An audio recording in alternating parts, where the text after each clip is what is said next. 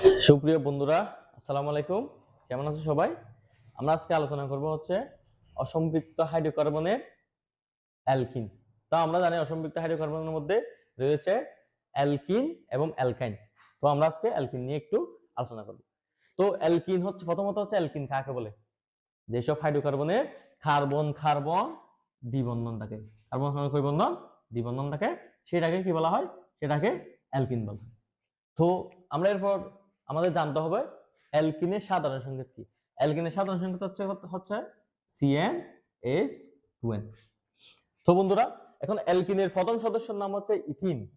আমরা এর আগে আমরা যখন অ্যালকেন বলছিলাম, অ্যালকেন হচ্ছে ইথেন, ইথেন থেকে হয়ে গেছে কি ইথিন।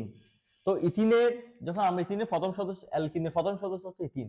তো আমরা যখন এটা মান বসাবো, সি এন সমান যখন 2 হবে, তাহলে কি C2H2 গুণ 2 ইকুয়াল টু C2H4।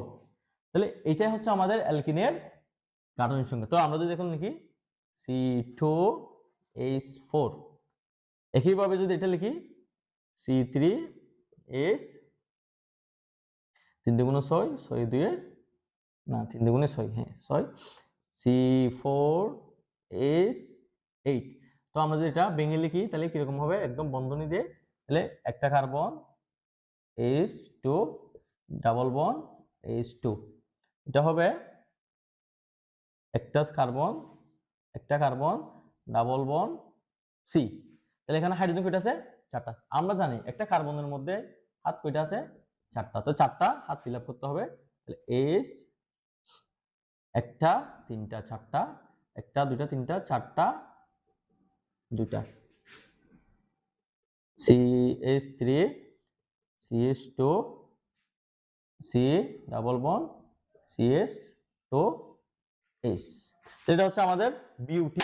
আমরা যদি এখন প্যান্টিনের গাঠনিক সংখ্যা লিখি, তাহলে 5টা কার্বন, 1 2 3 4 5।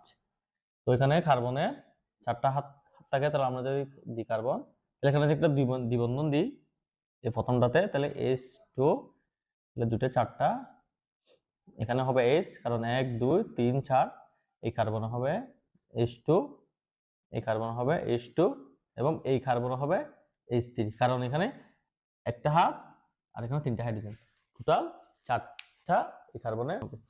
একইভাবে হেক্সিন হবে C6H12 + 12, একটা কার্বন, 2টা, 3টা, 4টা, 5টা, 6টা। তো 6টা হলে আমরা যদি দ্বিবন্ধনটা এবার এখানে দিই, তাহলে কিরকম হবে? 3 2 2, তাহলে 1 2 3 4টা হয়েছে, তাহলে 1 2 3 4টা, 3টা। এখন যখন আমরা বন্ধনটা যখন এক ঘর আগে নিয়ে আসি, তখন এই দুটার মধ্যে কি কার্বন হচ্ছে কয়টা? হাইড্রোজেন একটা যুক্ত হয়েছে, কারণ এখানে একটা হাত, 2টা হাত, 3টা হাত এবং হাইড্রোজেন একটা হাত, 4টা হাত। এখানে একটা হাত, 2টা হাত, 3টা হাত এবং হাইড্রোজেন একটা হাত, 4টা হাত। ঠিক একইভাবে যদি আমি প্যান্টিন ঠিক একইভাবে আমরা যদি এখন প্যান্টিনের গাঠনিক সংখ্যা লিখি, তাহলে কত? একটা কার্বন, 2টা, 3টা, 4টা, 5 6 7। তো 7টা কার্বন। এখন আমরা দ্বিবন্ধন দিব। যদি আমরা এই প্যান্টিনের মধ্যে দ্বিবন্ধন দুই জায়গায় দিই, 2টা দিই, তাহলে একটা, 2টা।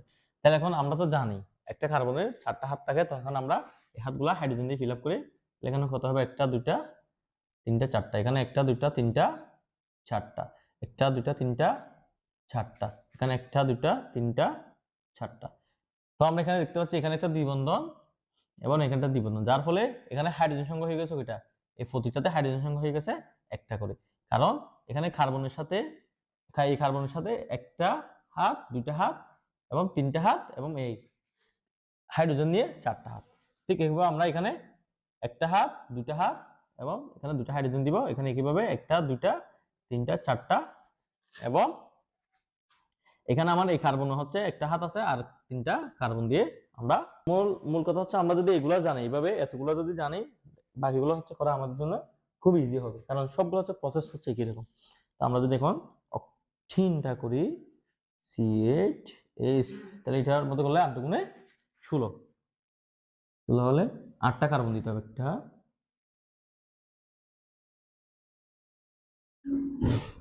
8টা। তো আমরা যদি এখানে দ্বিবন্ধন যদি দুইটাই দিই, আমরা মনে রাখবো আমরা হচ্ছে বন্ধন গুলা এদিক দিয়ে শুরু করব এবং গুণাগুলা সবসময় এই পাশ দিয়ে শুরু করব। তাহলে আমরা যদি এখানে দ্বিবন্ধন একটা দুইটা দিই, তখন আমাদের কার্বন হবে কয়টা? কারণ আমরা এটা এখানে যদি এখানে না দিই, যদি এখানে দিই তাহলে কিরকম হবে? CH3 CH2 CH2, তাহলে এখানে 1 2 3 4 1 2 3 4 1 2, এখানে দুইটা হাইড্রোজেন হবে, এখানে হবে 1 2 3 4, এখানে হবে দুইটা। তো বন্ধুরা, তো আমরা যদি 8টা করে দিছি, আমরা এখন বাকি হচ্ছে কি নুনিন এবং ডেকিন। নুনিন হবে C9 8 18। তোমরা একইভাবে এই কাজগুলো চেষ্টা করবে, নিজে নিজে পারো কিনা দেখা যাক। তো আমরা পরবর্তী লেকচার অসম্পৃক্ত হাইড্রোকার্বনের মধ্যে অ্যালকাইন নিয়ে আলোচনা করব। ধন্যবাদ সবাইকে। সালাম আলাইকুম।